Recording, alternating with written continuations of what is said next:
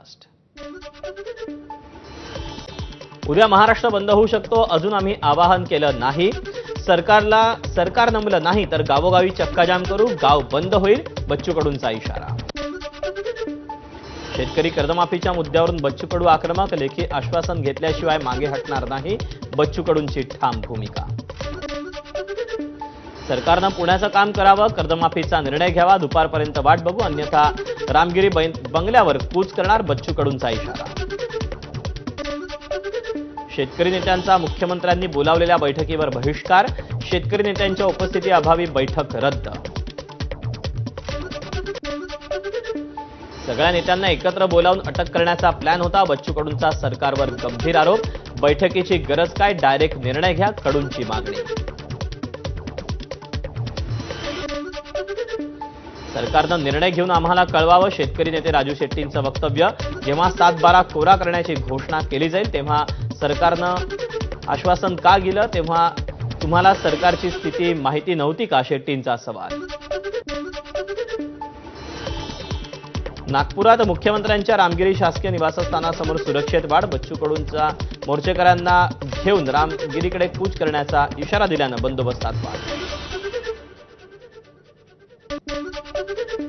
Vasantdada sugar इन्स्टिट्यूटची कोणतीही चौकशी सरकारनं सुरू केली नाही, तक्रारही आलेली नाही, त्यामुळे चौकशीचा प्रश्नच नाही, वसंतदादा चौकशीच्या प्रकरणावर मुख्यमंत्र्यांचं स्पष्टीकरण।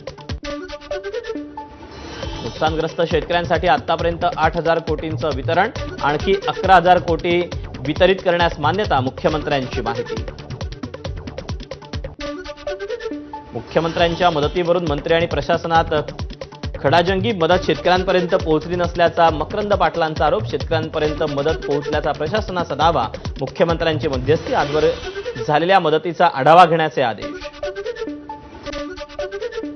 संपूर्ण व्यवहार रद्द करण्याची धर्मादाय आयुक्तांना जैन मुनींची विनंती, डील रद्द होत नाही तोवर आंदोलन सुरूच राहील, विशाल गोखलेंनी मोठेपणा दाखवला, ट्रस्टींनीही योग्य आचरण करावं, विशाल गोखलेंना त्यांचे पैसे परत करावेत, जैन मुनींचं वक्तव्य।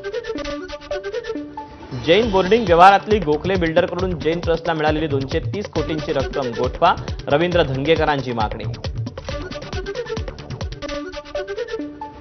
रवींद्र धंगेकर नवनाथ बन यांच्यात कार्टून कॅरेक्टरवरून आरोपांच्या फैरी, रवींद्र धंगेकर यांच्याकडून नवनाथ बन यांचा डोरेमॉन असा उल्लेख, तर तुम्ही बावळट नोबिता, नवनाथ बन यांचं धंगेकरांना प्रत्युत्तर।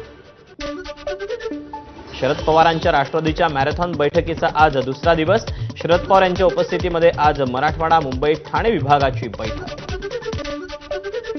मुख्यमंत्री माझी लाडकी बहीण योजनेसाठी राज्य सरकारकडून एका वर्षात 43,000 कोटींचा खर्च, जुलै 2024 ते जून 2025 या काळात 43,000 कोटीची रक्कम वितरित। माजी खासदार हिना गावित यांची पुन्हा भाजपात घर वापसी, प्रदेशाध्यक्ष रवींद्र चव्हाण यांच्या उपस्थितीमध्ये पक्षप्रवेश संपन्न। जिल्हा परिषद आणि पंचायत समितीच्या अंतिम मतदार यादी प्रसिद्धीला मुदतवाढ, 12 नोव्हेंबरपर्यंत अंतिम मतदार याद्या प्रसिद्ध करण्याची मुभा।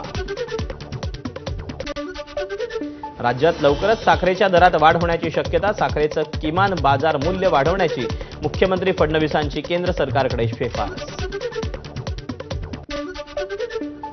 बियाणं विक्रेत्यांचा आज राज्यव्यापी बंद, साथी पोर्टलच्या निषेधार्थ पुकारला बंद, केंद्र शासनाकडून साथी पोर्टलद्वारे बियाणं विक्री बंधनकारक, मात्र साथी पोर्टलद्वारे बियाणं विक्री करणं किचकट प्रक्रिया, त्यामुळे साथी पोर्टलद्वारे बियाणं विक्री त्वरित थांबवण्याची मागणी।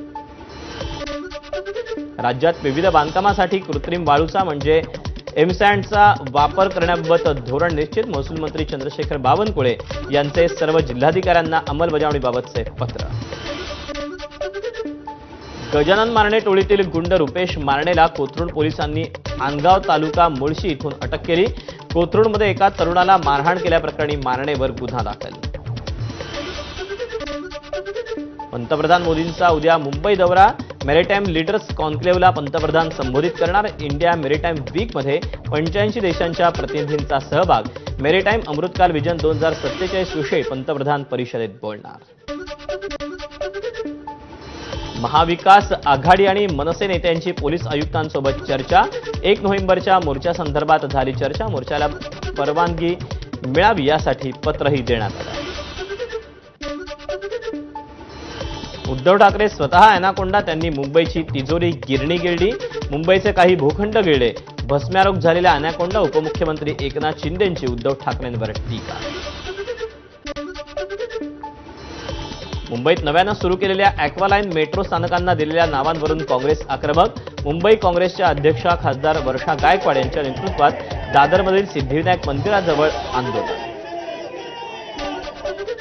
प्रशासकीय अधिकारी आणि चित्रपट निर्माते आणि मल्टिप्लेक्स मालक यांच्यात बैठक. मराठी चित्रपटांसाठी स्क्रीन आणि मल्टिप्लेक्सचे दरांबाबत चर्चा झाल्याची माहिती.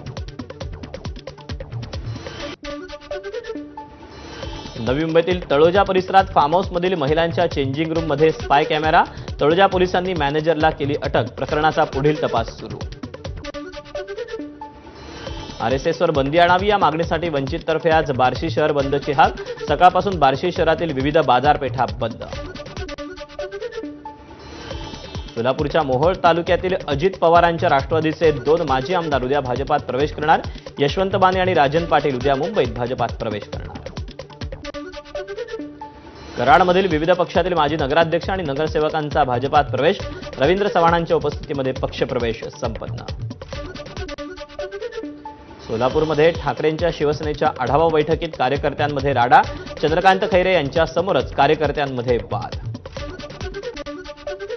पुणे पोलिसांचं युनायटेड किंगडमच्या उच्चायुक्तालयाला पत्र. निलेश घायवळचा शोध घेऊन त्याला ताब्यात घेण्याची मागणी. कोल्हापुरातील शिवकालीन वाघनख प्रदर्शनाचं पालकमंत्री प्रकाश आंबेडकर यांच्या हस्ते उद्घाटन. मुख्यमंत्र्यांच्या हस्ते उद्घाटन करण्यासाठी महिनाभर प्रदर्शन थांबवलं होतं. पुणे विमानतळावरील हवाई माल वाहतुकीत लक्षणीय वाढ.